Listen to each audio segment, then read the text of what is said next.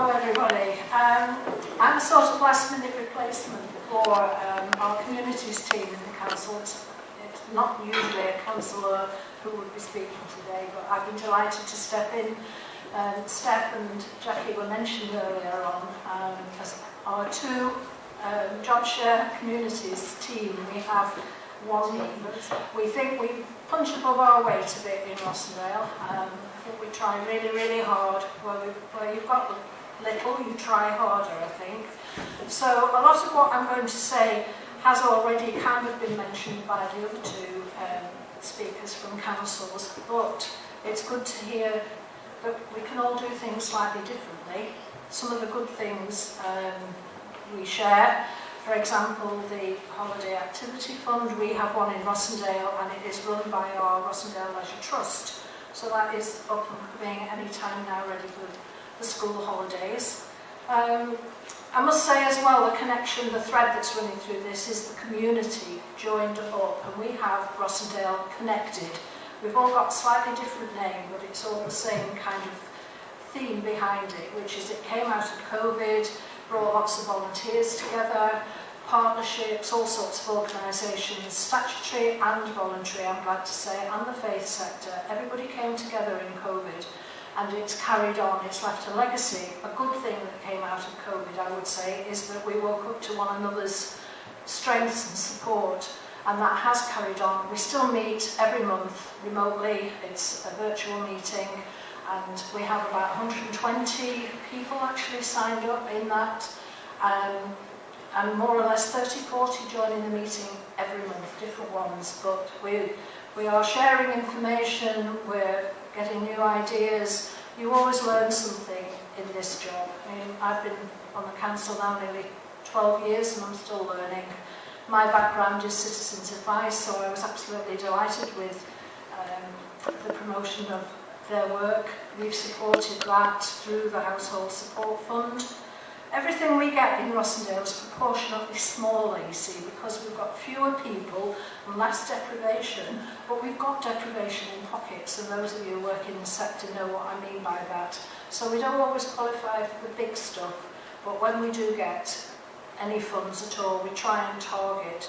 So we have targeted people on council tax support for the household support grant.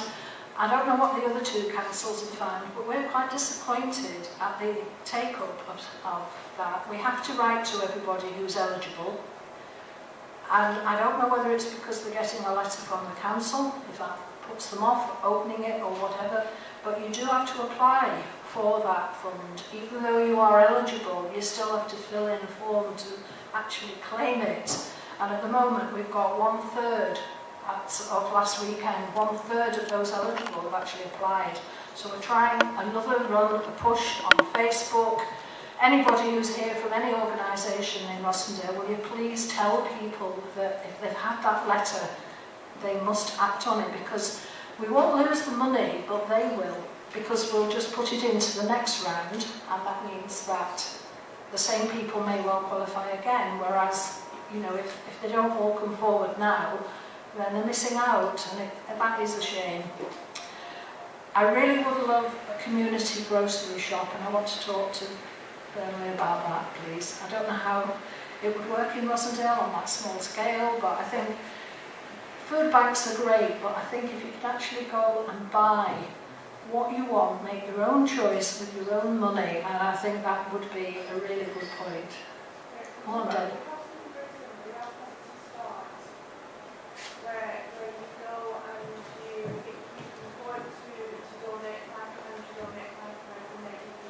Yeah. I've been in Positive Start, but I know it's very small, and I think probably the one in Burnley, I suspect, will be bigger and better. Not that I'm jealous. But yeah, I think it would be great to see something like that in Rossendale. The other thing, we've topped up affordable warmth offers. Again, Rossendale's a cold place to live, you know, and fuel bills are high. We've been able to put money into the affordable warmth scheme so that people can get insulation, maybe new windows and so on. A personal thing I would like to say that nobody else has mentioned Are people aware of disabled facilities grants? Because it's nothing to do with the cost of living crisis, but it's an underspent fund in most authorities. Certainly it is in Rossendale. And people living with certain disabilities, such as COPD and so on, are eligible to apply for help with certain alterations to the home to make their living conditions easier and so on. So you really need to contact your local authority about that. That goes for anybody, but it's a fund, it's a grant, and it can provide... People tend to think of stair lifts, but there are other things as well for people with breathing difficulties and so on who are living in a damp home. So that's always a bit of an option.